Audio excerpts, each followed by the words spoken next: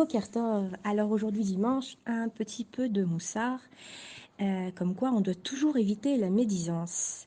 C'est celui qui médise de son prochain porte atteinte à l'image d'Hachem, puisque l'homme a été créé à sa ressemblance. La médisance apparaît donc en quelque sorte comme un reniement du Créateur. Hachem demande à la langue: que puis-je faire de plus pour t'empêcher de nuire, alors que je t'ai doté de deux barrières protectrices, celle des dents et celle des lèvres?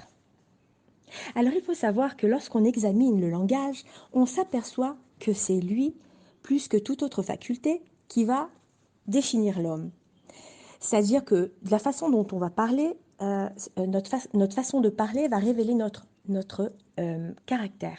Ainsi, on va reconnaître un coléreux à ses mots irrités et on va reconnaître un homme qui est bon à sa façon de parler lorsqu'il il est bon, il est affable et qu'il prononce des mots agréables pleins de douceur. Alors, l'anatomie de la langue, en partie visible et en partie cachée, laisse deviner sa nature particulière. Et on ne la voit généralement pas, mais on l'entend. Hachem l'a ainsi fait, explique le Maharal, pour souligner son rôle.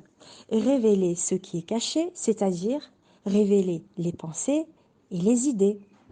Par conséquent, la langue, par l'intermédiaire du verbe, met la personnalité au grand jour. Ainsi, c'est pourquoi on doit garder le silence le plus possible en ne parlant que des propos des sages ou de choses indispensables.